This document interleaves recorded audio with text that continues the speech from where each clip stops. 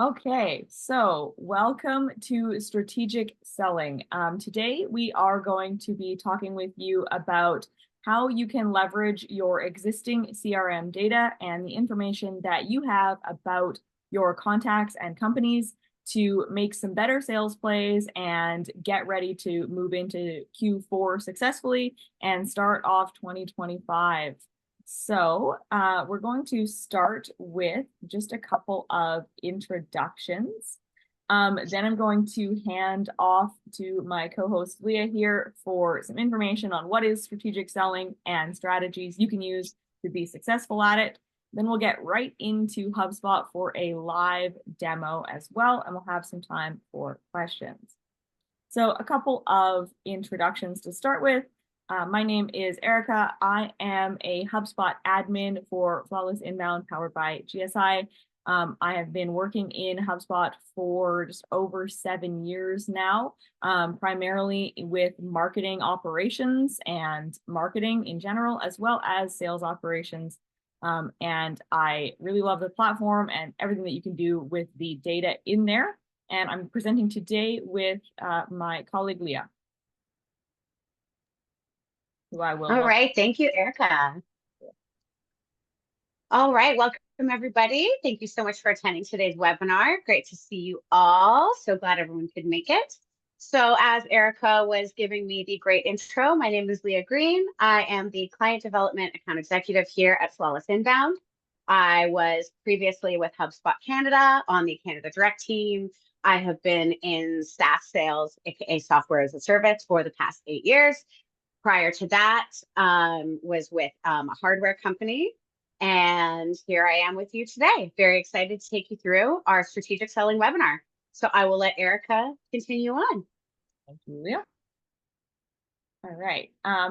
Just in case you are not aware of who we are as your presenters today, we are Flawless Inbound, powered by GSI. We are a HubSpot solution partner.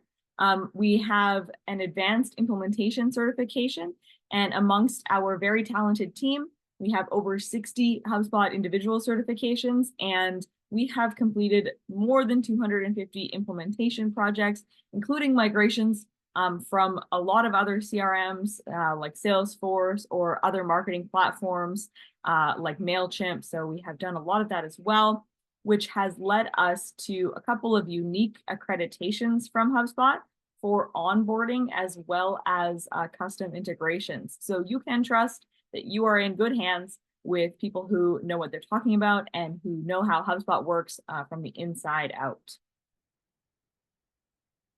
And now I'm going to pass it back to Leah to start talking about what we're all here for today, which is strategic selling.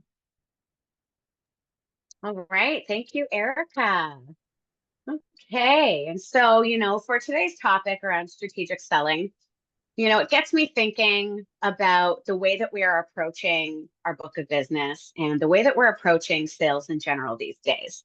As we always like to think, old keys don't open new doors. So we always have to look at, how can we change the way that we do things so that we get different outcomes and different results, especially as, you look at the way things are these days right now. We're in a challenging economy. It makes the world of sales a lot more difficult than maybe it has been during other times in life and in our economies. And so with that, ultimately, we must adapt and change in order to survive and thrive. And what that means, that's actually a quote from me from many years ago, my previous presentations. And what that means is that you have to adapt to the new ways of doing things, the new mindsets, change the way you're approaching things in order to get those different results and to thrive and do well and achieve all of the goals that we set for ourselves, AKA in the world of sales, quotas, as everybody likes to speak of. And so, strategic selling. So what is strategic selling? So simply put, it is approaching your book of business like a chessboard, understanding which plays to make to achieve success, using multiple plays, multiple ways of doing things, multiple approaches, and you're doing this simultaneously. Now, how do we do that? Using the right tools that allow you to leverage your existing data, all of that existing data in your current CRM system that's there, full of, lots of insights, full of nuggets, full of value that you don't realize. You might not necessarily know what's in there. And that really allows you to leverage that data if you have the right tools to segment and prioritize, slice and dice that info there, everything that's available to you in that account list, aka your book of business, and really slice and dice that into different groups with different plans, different plays, different strategic approaches. And all of that is based on the information that's available to you in there. For example, you could have, let's say, a closed loss play where you want to reach out to a list of individuals that had maybe evaluated your product or service previously. And you want to reach out to find out, hey, has something changed? Is anything new? How did your previous evaluation go? Did you go with your competitors? Let's say it's been a year. Another example is, say, last contacted. Say you want to reach out to people that have not been spoken to in 6 months or more. Maybe things have changed. Maybe there's new updates within their world.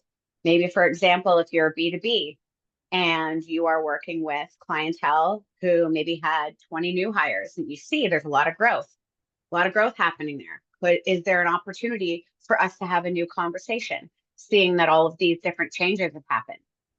You might be open sourcing. As a sales rep, you maybe have a specific book of business, a specific book that is assigned to you. But what if you've got all of these open accounts within your CRM that nobody is currently working? And maybe you want to start picking, through that list in order to find, new great opportunities available to you. Those are just a few examples there. So let's get into strategic versus reactive. Now, what do I mean by that? So if you actually looked up in the dictionary, which I did, the definitions of strategic. Now that is helping you to achieve a plan. And with that means, like I mentioned with the chessboard, which actions step by step do you need to take from start to finish in order to achieve that goal, achieve that plan, aka reach quota, over quota, whatever it is that you're looking to accomplish. And then you've got reactive. So reactive means, reacting to events or situations rather than doing something first to change or prevent, aka if all you are doing is reacting to incoming leads, you are not strategically, proactively reaching out to accounts to build business. You are simply reacting to what's coming your way. And so with that, when we look at how are you really able to work with that CRM data? How do you leverage your data to really achieve your goals? And Erica, I know there was something that you wanted to add to that.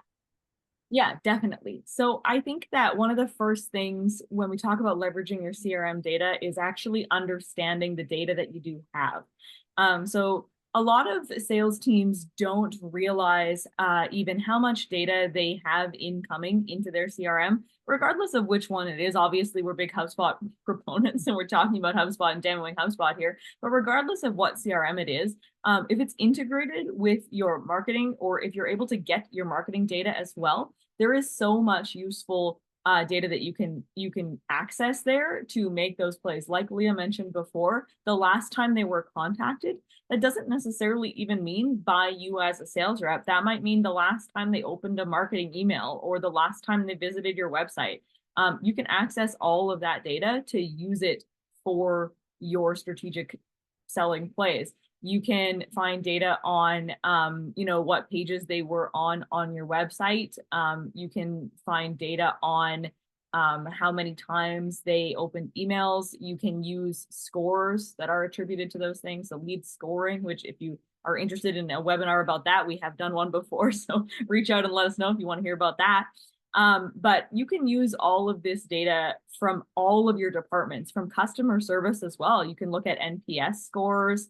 If you can get that data from them, you can look at all that information to make your selling plays work and to find the right groups of people to reach out to when you are thinking about, finding a new play to work on. So there is a lot of data available. And if you have a system like HubSpot, you can also use some AI data that they have available, including AI data that fills in their LinkedIn profile, AI data that fills in their annual revenue, and then you can filter by that and use it as well. So if you have the right tools, there is an endless amount of data right at your fingertips that you can use to sell. And that's my little marketing and sales connection spiel on CRM data. So I think we are about ready to jump right into the platform. Yeah.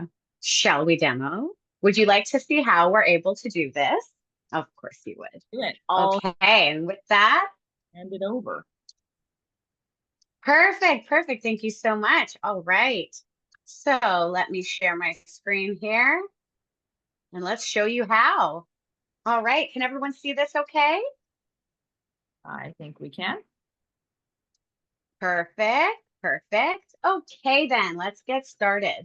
So when you have a system like a HubSpot, for example, everything is very organized, very intuitive, very easy to use. So let's pull over here. You can have your bookmarks here for everything that you're doing on a daily basis that you want to be able to pull in quickly. You can add those in.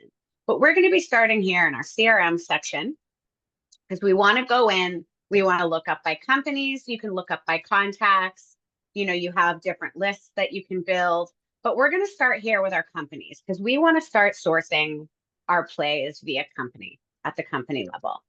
And now when you get in here, now keep in mind, this is just a tech portal. So I have limited data, but you can see here my company name.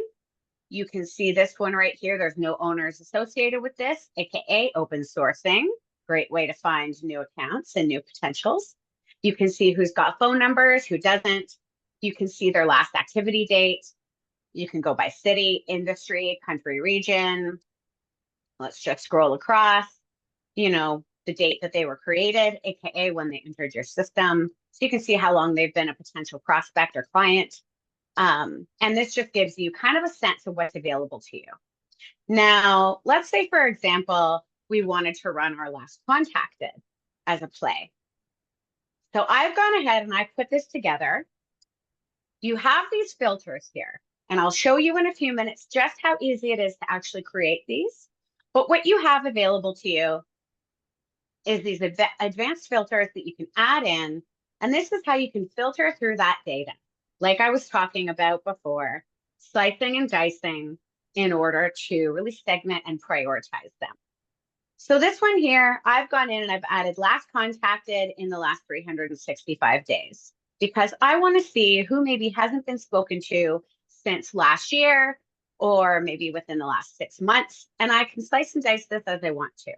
So when you click this last activity at the top, it'll reorganize that for you from oldest to newest and however. So when I click it once, I've now got it from somebody that was last contacted just on August 12th, but I don't want to look at someone who was recent. I want to look at somebody who was contacted maybe last September, last October, last August, etc. So I'm going to click it one more time. And now it's flipped the switch on me, which is great because I can see who was contacted, September 14th in 2023. So it's been a little bit over a year. Might be a great opportunity to reach out to this person. October 2023, almost a year as well. Might be a great opportunity to reach out to some of those people and so on. And that's where you can actually filter through this way, be able to add these different companies to a specific list, add them to this view, and you can save this very, very simply to keep all of your edits and keep them separate so that let's say, for example, on a Monday, your prospecting play is to reach out to last contacted. Maybe on a Tuesday morning, you want to move over here. Oh, it forgot me. Whoops. We'll touch on that later. Those close Close lost play. Close lost people until you've double logged in. Exactly. Nope. Single sign on. Got to have security measures. That's another great feature. We'll talk about that in another webinar. But for today, our close loss play. Okay, I've got 4 contenders right here. GSI, They maybe were last active today at 11 a.m. Perfect. Amazing. Great to know. Great reason for me to call you. But this one allows you to see who had a deal previously and who can you reach out to that maybe the timing's different now. Did something change? When I was mentioning before, maybe you had other internal changes. You've seen that they had a closed lock play, for example, from 1 year ago. Maybe you want to see what kind of different things are happening in their world. You cross-reference their LinkedIn, you do your pre-call research, etc., and you find, hey, they've had a ton of new hires. They're having major growth. That's a great reason to reach out to them. I'm going to create an outbound sequence based on that. Perfect. So these are just a couple examples here of the different views that you can create. I can look at everybody that's simply under my name. My company's here. And so let's go into how easy it is to create one. Let's add a view. So Erica, which new view would we like to create today? Oh, let's create a view of companies in, let's pick a Canadian city, since we are Canadian, Toronto. So let's go Canada, Toronto. Now, one of the other great things about this, when you're creating these views, so you can clone them. So say, for example, on the flip side of the sales reps, you've got the sales leaders. For all my sales leaders out there, hello, everybody. Okay, sales leaders, you want to be able to create different views, help your team achieve their goals. How can you best help them be successful? Well, what if you want to go in? I had a manager that used to do this for all the time. She was amazing. She would go in and she would run some searches, create some views for us, and send them out to the team. So you can have these to be only private, where you're the only person who can access them. You can create them so that they're only for your team, or you can have them open for everyone so that sharing is caring. You're able to share the wealth, share that knowledge, and share these with others across your organization. For example, like I was mentioning, my sales leaders, if you want to create something. So I want one that's specific to Toronto for everybody that's a Toronto rep. Confirm. Boom. Okay, we have our new view, but we need filters. So now we have a new view ready, but all of this, it's disorganized. It's all over the place. There's no real method to the madness here yet. So let's add in these advanced filters. All right. So we maybe want to add in any one of these, but you don't want to have to scroll through, spend too much time. You want to be more efficient, more effective, more surgical with how your time is spent. So let's look up city. Boom, added. Now it's equal to any of, you can add this in and you can actually choose which ones you're looking on or looking for. So we want anything that is equal to Toronto. Done. We're going to X this out. Super easy. If you want to add more filters, you can easily go back, add in more, and. If you see and this, and that, and this, or add another group of filters, you have the ability. So you can get as granular or as large as you want to with these. You have all of the freedom. You can do so much with this. Now we want to save this to make sure that I don't lose anything. So we're going to hit save. So we know these ones here, these are all of my companies that are in Toronto, and they're under my name because I've simply wanted it to be company owner is me. Or maybe I'm the only one who has any Toronto companies under my name. You never know. You can add that in. You have options. So now, because I have the industry listed there, I can actually go in and maybe do some digging on any publications, any interesting pieces of info, any great nuggets. For example, leisure, travel, and tourism.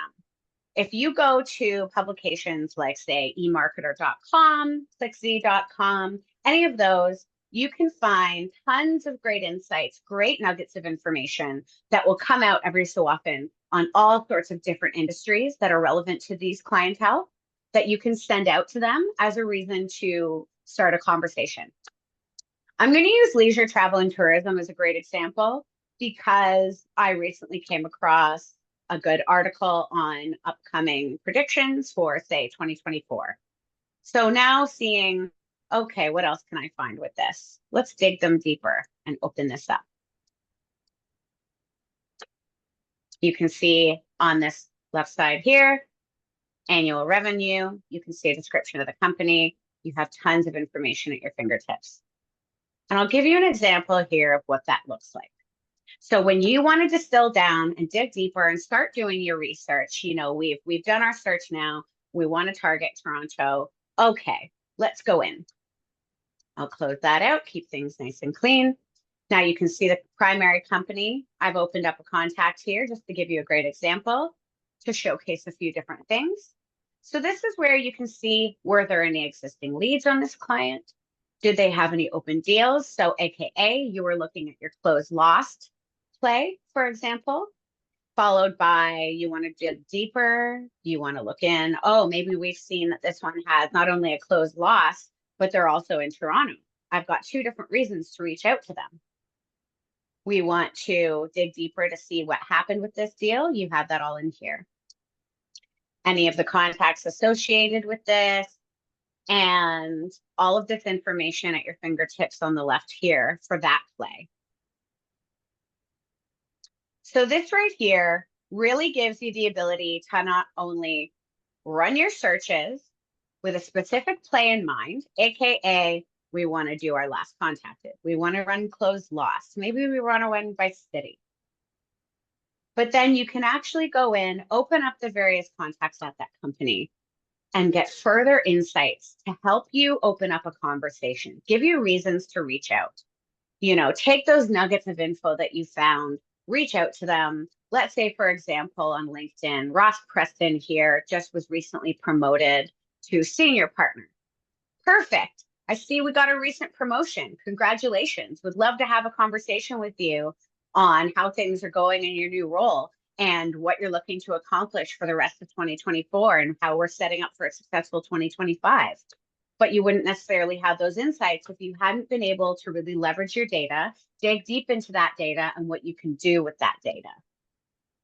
Now, I know there are a few other valuable pieces of info that Erica was dying to show you all. Are we ready if I pass over the baton? Absolutely. Yes, we are. So, let me stop sharing there for a minute. Yeah. All right. Let me share my screen quickly here. Oh boy. Okay. So yeah, one of the things that you might have noticed on, while I'm just getting my screen share up here, was that in the record for Ross Preston that Leah was sharing, you could see at the top 2 of the marketing emails that had most recently been sent to that contact, one of them being the invite to this webinar. So hopefully Ross has attended. But you can see all of your marketing data together there, and that's another way that you can make some insights into what might be valuable to that person based on which marketing emails they have opened or clicked on. And that's one of the big values of HubSpot as a platform, is that you have all that data integrated. So you can not only see the information about them and their associations from a sales perspective, but you can also see from a marketing perspective where they were opening emails, where their interest lies, and that'll help you to understand what sorts of things that they might want to hear from your company about. So let me share here. Okay. There we go. All right. So I'm back into the same view that we were in before, and excuse if I'm looking slightly that way at my other monitor. But one of the things that I did want to show off as well was a feature called target accounts. And this is something that goes along with all of your saved views. And it's a way that you can specifically target certain accounts with an ABM or account-based marketing or account-based selling approach. So if we click on target accounts here, what we're going to get is a whole new dashboard with all the information about the accounts that I as a salesperson or we as a company are trying to sell to this year. And this is a very common sales strategy, is that we say at the beginning of the year, I want to sell to these 15 companies. I want them to become my customer. Now you can put them in their own special dashboard here where you can see everything that you need to know about them and how they're running. so you can keep track of everything that's going on. This is also great for sales leaders, like we mentioned before, to come in and see how your team is doing with reaching out to all of their target accounts. So this is the target accounts dashboard. At the top here, we have how many we have, of course. We know how many of those accounts have open deals. So we're doing pretty good. 60% of our target accounts have an open deal associated to them right now. So that's pretty awesome. However, obviously this is a test portal, so ignore the amount of the deal, but we can see how much the deal amount is as well. But we also can see that 11 of our target accounts, so 73% of them, are missing a buying role. And so what we can do is we can go into these contacts, and this is ourselves, but we're going to look at it as if it's a prospect. So we're going to open up the account overview, and we can see in this account overview that we actually don't have, we do have buying roles for these ones. We have an end user and we have a decision maker. That's me. But we can also, find another person and label them as something else. So let's say we're going to get Andrew here, and he is blocking this deal from going through. So you can label him as such. And then you can also see, how many times all of these people have viewed your website, how many emails they've opened, how many meetings have been booked with them. So it's a great way to keep track of those accounts separately. And if they don't have a buying role, you can add one of those into one of the associated contacts in there. And you can see here some of the same stuff we could see on the other view, including the last time they were contacted, the last time they engaged with some of your marketing material. If you have any upcoming meetings or tasks or calls scheduled with them, you can see that all there. You can also filter here, by their life cycle stage, by their ICP tier, which you have set up prior, and then also by the teams in HubSpot or by specific owners. So if you're a sales leader and you're looking to check in on how one specific rep is doing, you can look at that here. And then you can also filter here by anybody who has no logged calls or no open tasks. And that's a good way to understand who might be ready for more reach out. You've not logged a call to them, but you're trying to target them this year, and it's almost September. It's almost the final quarter of the year. You better get logging some calls to those people. So it's a good way to get those filters done. And then you can also look at some recommendations. So in this section, it will grab companies that you have in your CRM. So this is not from the internet, this is from your CRM already. And it's going to recommend companies that match A, your ICP, B, that look closely like other companies that you're targeting, and C, that have had a lot of activity going on with your engagements and your marketing. So this is a good place to find additional companies already existing within your CRM. You already have the data about them, and there's a lot of opportunity with them because they look exactly like the other accounts that you're targeting. So this is a fantastic place to go in and have a look at other companies that you might want to target. Did I hit everything there about target accounts, Leah? Absolutely. Absolutely. Okay, great. And so one thing that you might also be wanting as a salesperson is we've showed you a couple places where you can go in and look at your data now. You can go into company records, contact records, you can come into target accounts, you can look through them all. But one thing that's really helpful for most of the sales teams that we work with is actually the prospecting workspace. So if we click on that one, just under workspaces up here, this is a place where you can go in the morning to see everything that you have going on in your account. So you can see if you have completed all of the tasks that you have due today. You can see if you have any overdue tasks that you need to get working on. And you can see how many tasks you might have that are upcoming due tomorrow. If you happen to be really fast, you're finishing all your tasks for today, you can get started on what's upcoming tomorrow. These are, you can see the little bar graph of them here, or you can see the actual labels here, whatever works for you. You can see how many meetings you have upcoming. So how many have you finished? How many do you have scheduled? And how many meetings did you try to have where somebody no-showed? That's important because it helps you to understand the quality of your database and of the groups of leads that you are reaching out to, and to see if you might need to make a different decision on the best way to reach out to and communicate with those people. But below that, you can also continue to see some sequences. So if you have any sequences running currently, and if you're interested in learning how sequences work in HubSpot or getting some more information on the best way to use sequences, please reach out. We have a ton of resources and information on sequences, so we can go over that as well. You can see your calendars. You can see all the meetings that you have. You can see any upcoming meetings. I have 12 meetings that I didn't put an outcome for, so I should go back in there and relog those. And then you can see how your leads are doing as well. So if you have any new leads that you need to reach out to, these are the ones that I've been attempting to reach out to, and these are the ones that I've connected with. So you can see how you're going with those and do some additional tasks there. You can really dive deep into the prospecting workspace in terms of how you organize your leads and how you work with all of those. But given that we are about 15 minutes to the hour, I don't actually know we have time to really deep dive into the prospecting space. That being said, same as sequences, if you do have questions about the prospecting space, if you'd like to hear more, you'd like to get a thorough demo, please reach out and we can absolutely do that for you as well. But as a great start on the prospecting space is just to come in and see all of your tasks, see all of your meetings, and see everything that you have upcoming and that you need to do on a daily basis for your accounts.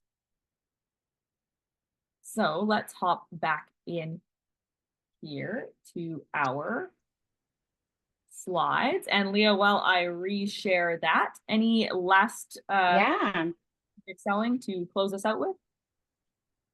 And so, yeah, Erica, great showcasing there for them. I'm so happy we're able to show all that to everyone attending today.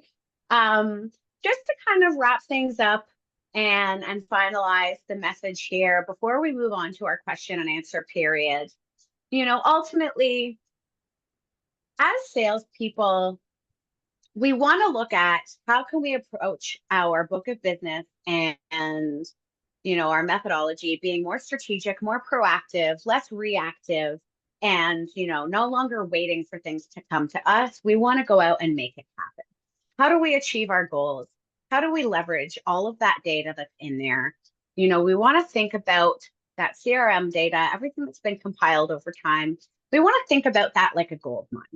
And what nuggets can you find in that gold mine, piece by piece, and how can you leverage those to consistently have this funnel, this turn and churn going quarter by quarter, month over month, so that you are consistently achieving and overachieving and being successful and succeeding in what you're looking to accomplish, not only for the year, but the months and years to come.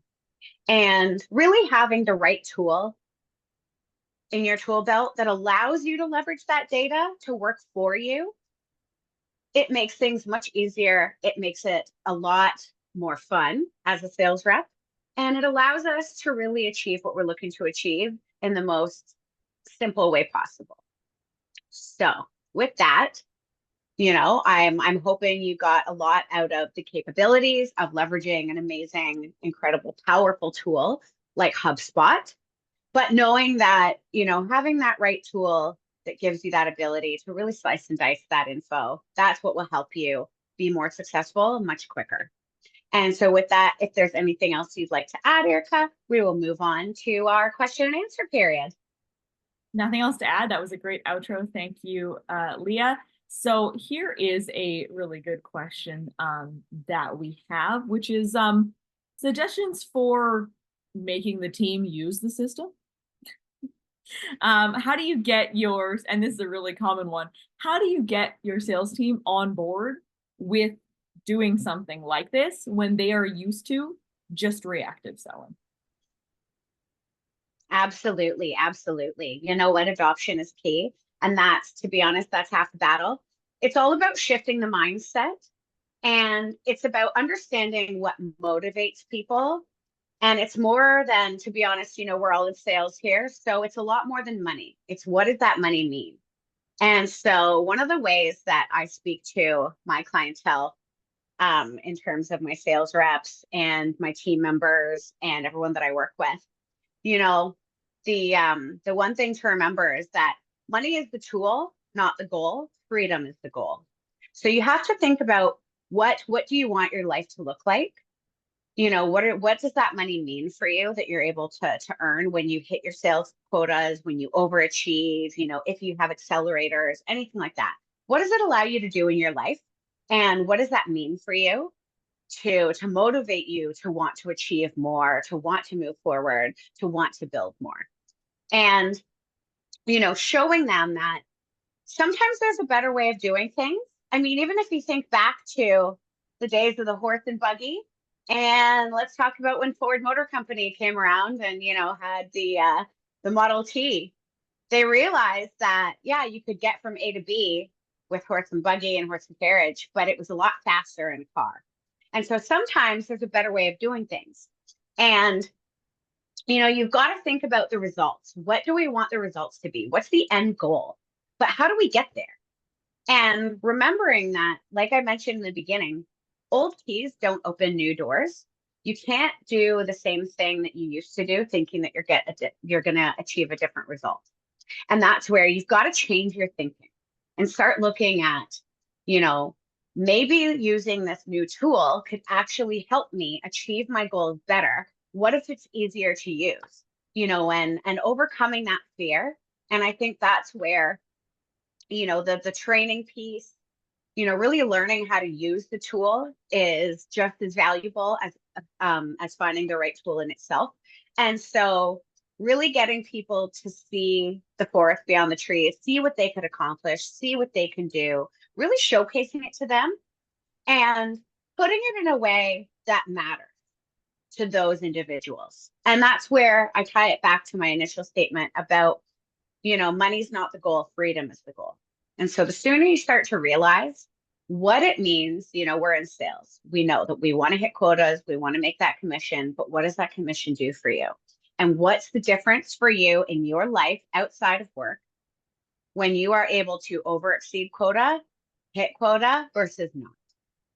What does your next year look like for you if you could maybe double your numbers versus not?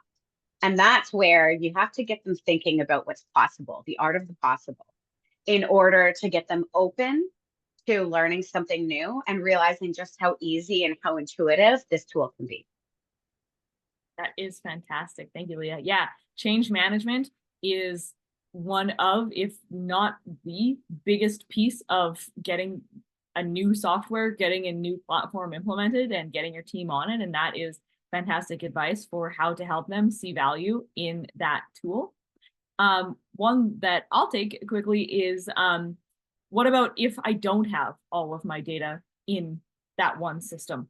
What if I've got an e-commerce platform or something like that? That's a common question we get. What if I have a financial or an inventory system and I need them to use that data? Or what if I have a software? What if I'm a SaaS user and I want my sales team to use the actual user data from that platform to make their sales, somebody who's not logging in. And what I'll say to that is that integrations are key. When you are manually sharing data between systems, it becomes pretty difficult to make sure that that data is shared accurately and is updated efficiently. You don't want to have to send an Excel every month from your e-commerce platform about who's purchased what, because you're missing out on the time there.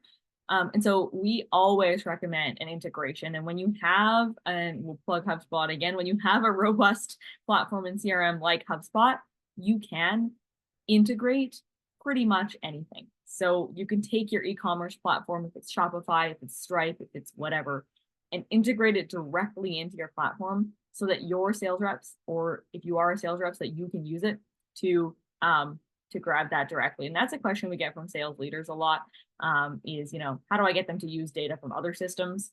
Obviously you can manually share it, but the most important thing in our opinion is integration. So ask us if you have more questions about that as well. So we are coming up on the hour here. So I am going to show one final note, which is that Flawless is headed to Inbound. If you are watching this live, if you are watching this prior to September 17th, 2024, know that we are headed to Boston. So you can meet with us there. If you are not going to Inbound this year, but you're interested in everything that goes on there, and you should be, because this is only one of the times in the year that HubSpot releases all of its product updates, all of its new features, talks about everything that's going to be trending for the rest of the year and for the next year. So whether you're headed there in person or just keeping it virtually, we've got you covered. If you are headed there, we would love to take you out to lunch. Conferences can be busy, they can be hectic, and we want to hear from you. So we'll treat you to a quick lunch. We have a special gift for people who come to have lunch with us. So come and hang out. If you are not going to Inbound this year, but you still want to keep up, you can subscribe to the latest and greatest in the updates happening live at Inbound every day with our newsletter. You can access both of those things via the QR code here, or we will send a follow-up email. You can always ask us as well. It's on our website too. With all of that information about Inbound. And you will also see down at the bottom of the slides here, you have both of our direct email addresses. So if you want to reach out to Leah or to myself with any questions or any follow-up, please do so. We are very happy to hear from you. And Leah, any closing words before we let everybody get back to work? Big thank you to everybody that attended, and for those that are watching the recording, I look forward to speaking to you soon with any additional questions and anything else that we can add for you. I am glad that you all attended today. Thank you so much, everyone. We'll see you next time. Thank you, everyone. We'll see you later.